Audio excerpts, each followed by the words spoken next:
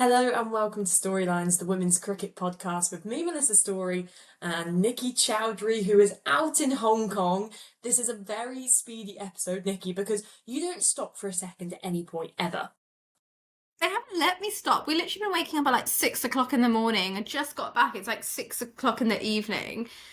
And it's six over cricket. And I didn't think it'd be this hectic. Like six over cricket gets done and dusted within an hour, but like I'm shattered. Also, the time difference has absolutely blown my mind. Like I've travelled before, right? But being 8 hours ahead of the UK, like it's crazy. Like by the time I'm going to bed, people are waking up. And then when people are waking up, I'm going to bed, and I'm like, this is really, really weird. And I feel like I'm in a time portal where I'm just ahead. Like I can tell you how your Sunday's gonna be. I can tell you how, like, just ask me the future. I've got it. Nikki Chowdhury discovers time zones, headlines everywhere. Sounds so dumb, but wow. We're going to chat about the World Cup and also some of the movings around the domestic system, also a bit of news on the Women's Premier League. First of all, though, dust has settled since India's wonderful victory in that World Cup final, and the ICC has published some of the records from the tournament. So to run through those, of course, the final featured two fresh finalists, first time ever that there was no England or Australia in that final, but also there was 15 individual centuries in 31 matches, so more than any other previous edition. There was 300 plus totals, double the number from the 2022 World Cup. There was obviously the highest ever ODI run chase broken, not only in the group stages, but then broken again, almost an Uno reverse card from India against Australia in that semi-final, chasing 339, 133 sixes across the tournament, and then of course Laura Wolvaert topping the run scoring with 571 runs, the most scored by a player in any World Cup. Nikki, I mean, all these records are very much signposting the changes to the women's game. First of all, we touched on it slightly before, but how significant was it? And now that, as I say, things have settled down and we've had all the cute photos with the medals and South Africa have gone home and they've been celebrated as well, how significant was it that there was no England or Australia in that final?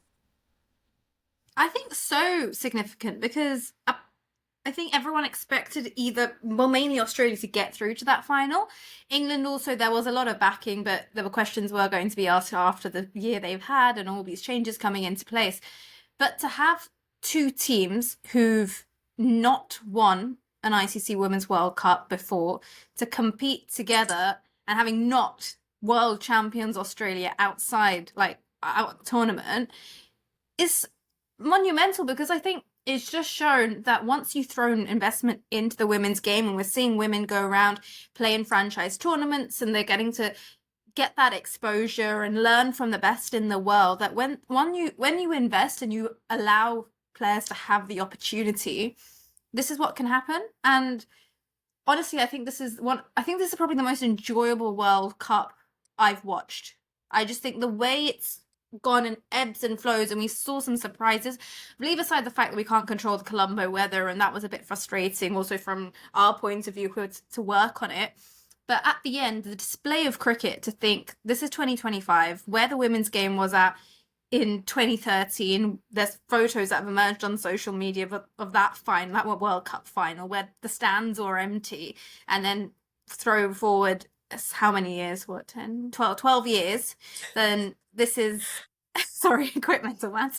Um, it's crazy, and I think the fact that India have gone on to win this, and the fact Australia, South Africa got to the semi-final, I'm actually very excited to see the next few years, the investment that's going to come pouring in. Like, Melissa, I've been seeing some crazy articles about brand endorsements that have been coming through, brands that want to now partner up with the BCCI to support the women's team just from this World Cup. And it's crazy, and it's so encouraging to see. You mentioned the rain, and of course, there's been a lot of talk about hosting the games in Sri Lanka during monsoon season.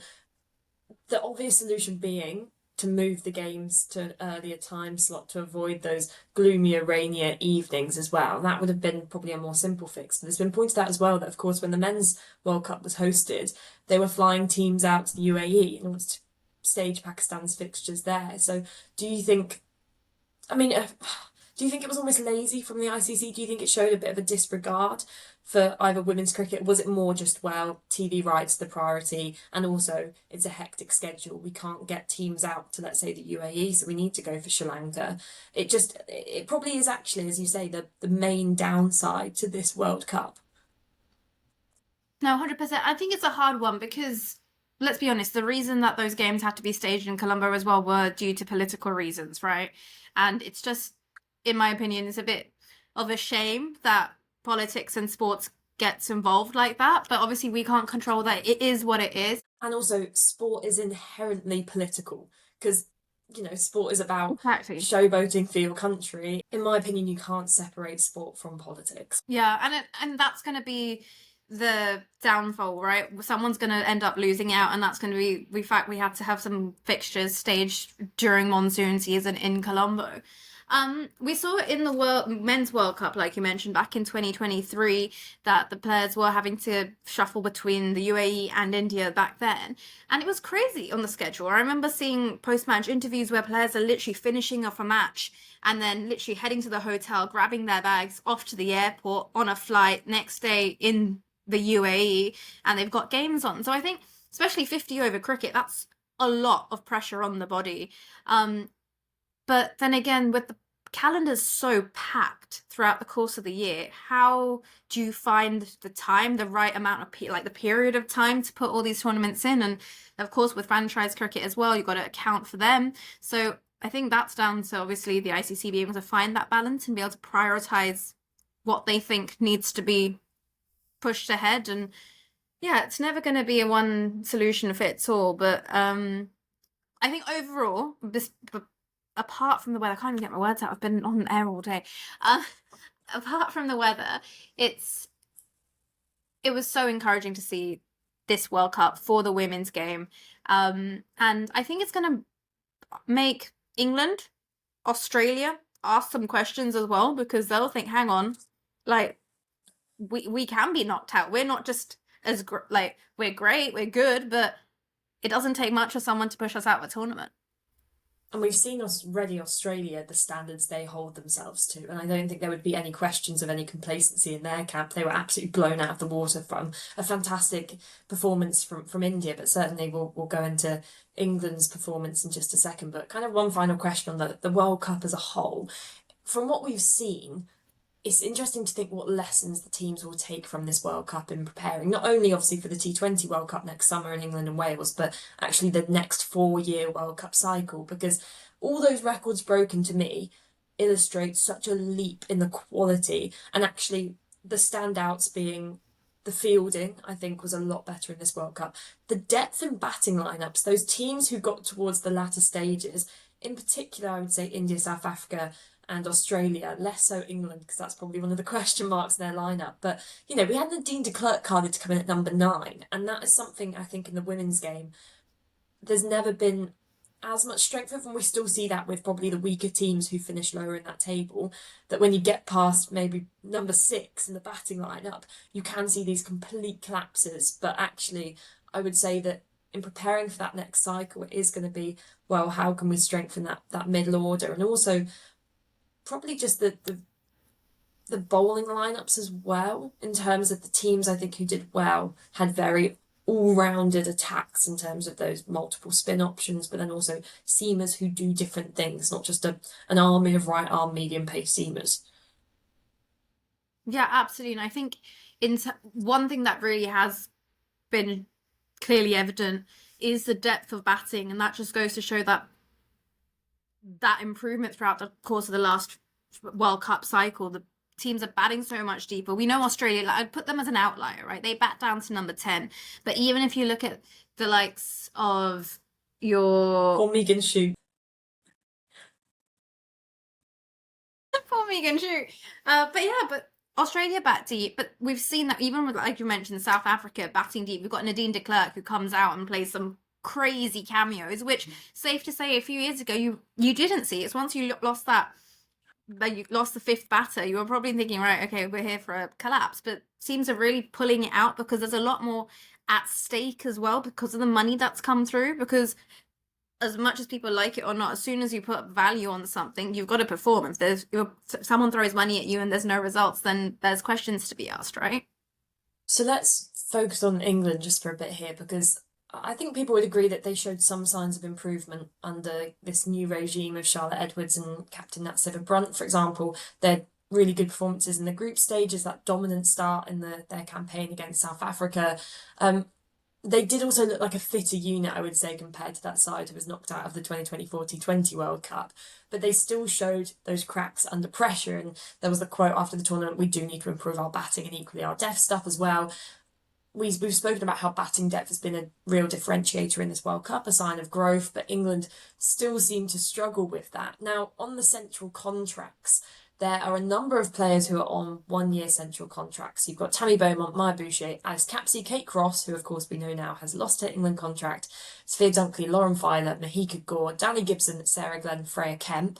On 2 year contracts, you've got Lauren Bell, Charlie Dean, Sophie Eccleston, Amy Jones, Heather Knight, Nat Sciver-Brunt, and Danny Wyatt-Hodge. And then 3 players on development contracts. These are 1 year contracts with Bess Heath, Rhiannon McDonald-Gay, and Izzy Wong. In terms of looking at those central contracts and also where the future of this England team lies in this 4 year cycle, do you think England potentially weren't bold enough, weren't brave enough to include more younger players in their World Cup squad? And do you think they almost I think need to start this World Cup cycle with, fresh players and maybe move on a few players? Or do you think that in their opinion they were like, well, no, we've got a really good chance, we've got a lot of experience in our team, therefore we're gonna stick with what's got us here. But then that's almost a little bit tough because they've come off the back of not their best performances in these last 12 months. What are you thinking? I think it's interesting because Edwards was asked this once they got knocked out, and she made it very clear that she wanted to back the girls that had been playing, and it's not very easy just to pick someone out from the younger pathway and throw them into a World Cup. So, like she said, they need to get used to those high pressure situations, and that she can't just pick and throw players. And I think she's got a point, to be fair, because a lot of the players, okay, you're going to fail more than you are going to succeed. We all know that. And for her to back them, because I know Ian Ward asked her if what would be the likes if a Davina Perrin got asked and called up to the squad, and she's saying it's important that they get time around the squad, understand the environment, because there are developmental stages to get through each level, right? Like I can understand maybe you bring some of the younger players on tour, get them in and around to understand that sort of atmosphere, that pressure. But it's hard just to pick someone up and throw them in unless it's going so badly for you that you've got no other choice than to just take that gamble. Which I guess if England, let's say, had been knocked out in the group stages, that maybe would have warranted a complete overall, because there is scrutiny if you look at the kind of lineup. Amy Jones, she's played over 100 ODIs now, averages in the low 30s. Alice Capp, she's got so much potential, but she's played nearly 80 international matches. I think she averages under 20 with the bat in both formats. Wyatt-Hodge, again, averages under 25. Dunkley averages 26. Tammy Beaumont's form fluctuates heavily. And so you are relying on Sciver-Brunt and Knight. And whilst, you do, as I mentioned, got that talent in Dunkley and Capsey, domestically, and Emma Lamb as well, for example, domestically, they bat higher up the order. But of course, when they're playing for England, they slot in that middle order. And I had a really interesting discussion with Alice Davidson-Richards about this because it happens in both the England men's and women's cricket teams. For example, a Tom Banton or let's say a Will Jacks, where you've got players scoring runs, so you can't look past them because you go, wow, they're an incredible striker of the ball. They've scored loads of runs. We need to get them in the team somehow. But for example, in the men's, we can't boot Phil Salt or Just Butler. Or in the women's, we can't boot Tammy Beaumont, we can't boot Amy Jones, Heather Knight. So you slot them in somehow. But then you almost have this deficiency of players who do bat in those scenarios. And I think you need to sometimes look beyond they've scored loads of runs. Of course, they'll slot into the team here because it's such a different skill to be able to bat in that top 4 as compared to someone at the domestic level. Let's say, for example, an Alice Davidson-Richards, who may come in that middle order. You need people who can finish a game for you to get you over that line, particularly in tricky run chases. And their stats may not be the most perfect, but they're consistently getting those not outs. They've got a good strike rate, for example. But I think there's still, when I look at this England lineup, those question marks about where players are slotting into that lineup. And I agree with what you're saying, what Charlotte Edwards is saying, that she needed to back her players. But I think for me, there probably needs to be an evaluation now at the start of this 4 year cycle and say, okay, as you say, Davina Perrin, she's gone over to play in the Women's Big Bash League. Fantastic. That's going to get her some exposure to these high pressure situations. But it's going to be an entirely different looking group in 4 years' time. And for me, you've got to get that cycle started as soon as possible, because that should be the goal for England. Should be in 4 years' time. They want to be lifting that trophy. Yeah, absolutely. I think probably the best way to start looking at it is obviously the players that you're looking at, get going and getting exposure, like with the likes of Davina Perrin, but also maybe introducing the ones that you think might be on the verge or getting that green card through the bilateral series and seeing what they're like in those situations, and then play around with them. You're gonna have to play around. There'll be a bit of, it's gonna be like playing Tetris, really, isn't it? Trying to find that balance and get that straight line. And sorry, that's the best way I can think of right now. But yeah, it's gonna take some fiddling around, and sorry.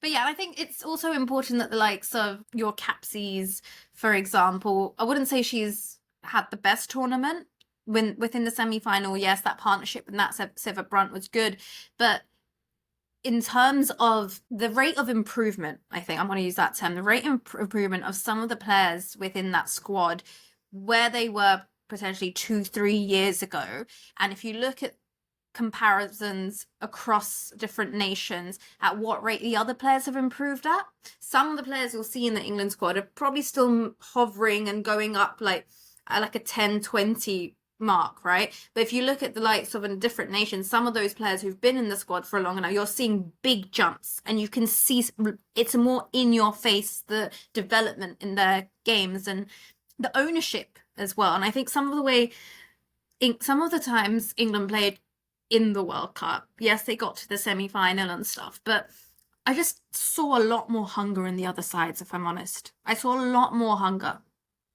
I guess, as you say, that falls to the mental side of things, and it's tough how you rectify that, because a lot of the time, and I think a bit of a hard truth is that a lot of the England players, probably as you say, aren't able to deal with that pressure. I think some of them also are a bit comfortable in their position, that they know that potentially because of the likes, so they're not going to be playing around with the squads too much, that their positions are there. And sometimes it's a bit of a reality check when things don't go your way, right? You've all been there. We've all been there in terms of squad selection, and it makes you think, oh, right, oh, shoot, like, and you want it more, and you work harder for it. And I think sometimes maybe that is needed. And again, it comes down to the balance of when do you look at pulling someone in for that replacement. Thank goodness we're not coaches and selectors, eh? That's the thing, that the tools are there and they're just not quite coming together at the moment. And I think the next generation of cricketers coming through, some of them are, insane fielders. They are so incredibly fit. They're so incredibly talented. But I think we need to give the new domestic system time to just cook and see where we end up.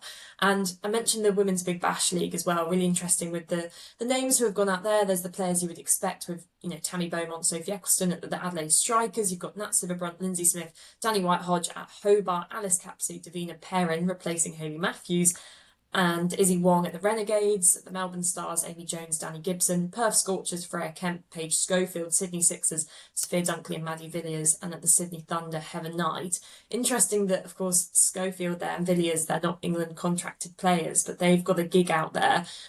Just goes to show that there is that depth beyond the England squad as well.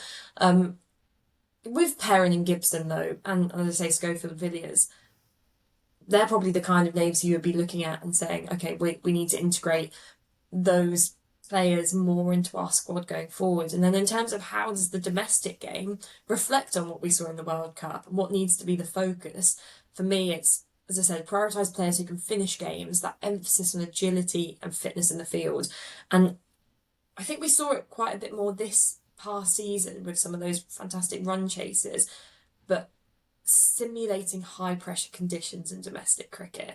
And as I said, if we leave the system alone we've got now for a few years. Hopefully, we will see that. I think for high pressure situations in cricket, like it's actually interesting. I was talking to Wakar Yunus about this. I can't believe I'm saying that today, but um, we're speaking about replicating those sorts of scenarios within the women's game, and I think he mentioned that until you start playing that longer format as well and playing 3 day cricket within the domestic system, it's a completely different mindset. But there's so much transferable skills that you will take from 3 day cricket into 50 over cricket, and that fight that you want to see, it comes from once you're playing that longer format. And I thought that was a really interesting point for him to make as well. So I guess obviously the women's domestic structure needs time to settle in, but we'll also need to figure out how that gap can also close, and whether it's also down to the domestic system and we see 3 day cricket being introduced, because of course that's another conversation. There's this big push for women to play more test matches, but if you're not getting that exposure throughout the domestic structure where you're not playing regular 3 day cricket, how will your body prepare? How will your mind prepare to suddenly say, right, here's 4 days worth of cricket, go? Here's the mindset, and you need to adapt to it, you need to change it because you've been so used to playing white ball T20 stuff. Now you've got to completely rewire your brain. So yeah. On domestic cricket, a few kind of player movements to quickly mention. Sarah Glenn going to Yorkshire, Mary Taylor joining Millie Taylor at Warwickshire. Alexa Stonehouse has signed a 1 year deal, 1 year loan deal to Warwickshire. Scottish international Pippa Sprouse, she signed for Hampshire after a good domestic season. She was playing for Middlesex. Eva Gray at Essex, she's signed till 2028. And Danny Gibson has signed for an extra year at Somerset. Really excitingly as well, Bea Willis, Gloucestershire player, she, I believe, is now the first Tier 2 player to have signed for a Tier 1 side, her first professional contract. And then the news coming from Somerset as well that Fran Wilson has announced her retirement. She had a fantastic career domestically, but of course represented England across all 3 formats between 2010 and 2021. She scored 468 runs in ODIs, top score of 85 not out, and of course was part of that 2017 World Cup winning squad. And then a few hours after announcing her retirement, it was announced that she was actually going to be the new head coach at Gloucestershire. So fantastic news from my point of view. Fran's just fantastic and has been in and around our camp last year. We can touch more on that as I'm desperate to try and get her on the podcast, but that will, I mean, she joins the ranks of just a few more select head female coaches around the country, so really good news from that point of view. Nikki, you're going to finish with some Women's Premier League news. Yes, absolutely. So we've had the retention news of who's staying where and who's been released from their squads. So Nat Brandt has been kept by the Mumbai Indians at 3.5 crores, which is around 350,000, 320,000 pounds now with the exchange rate. So she was Mumbai Indians' first retention ahead of Indian skipper Harmanpreet Kaur, which is actually a really interesting one, actually. These are Sophie Eccleston, Charlie Dean, Danny Wyatt Hodge from RCB, Alice Capsey and Danielle Gibson have been released from their respective franchises. So it'll be interesting come the auction on the 27th, I believe it's on the 27th. And then other key retentions, so Delhi Capitals obviously kept Jemima Rodriguez, like why would you not after this World Cup? Shefali Verma and Marazan Kat. Gujarat Giants kept Ash Gardner and Beth Mooney because, of course, why not? After the World Cup, they've just had Ash Gardner 2 centuries in this World Cup. And of course, RCB have decided to keep Smriti Mandana and Richa Ghosh. And Deepti Sharma, who was player of the tournament at the World Cup, has been let go by the UP Warriors. So that's all the retention news. So it'll be interesting actually to see the likes of Sophie Eccleston, Alice Capsey, Charlie Dean when it comes to the auction, Melissa, where they go and what happens, because I think some of those releases, as much as you probably won't be fully based on how the World Cup has gone, but I think that it will hold some weight. No, I think it will, and teams, they can retain a maximum of 3 Indian capped players, 2 overseas players in their squads. So we're going to be keeping an eye on that auction because it's kind of caused a bit of I guess, a mix-up for teams who probably primarily were looking to invest in those younger talent, and they'll probably be likely looking to retain as many as they can because it's all part of the Women's Premier League family. Just to mention as well, Anya Shrubsole has been onboarded as bowling coach for the RCB. So good news for Anya there. We're all done, Nikki. You've got to go to dinner. Thank you so much for listening to this episode of Storylines. We'll be back with you soon. Bye. Bye.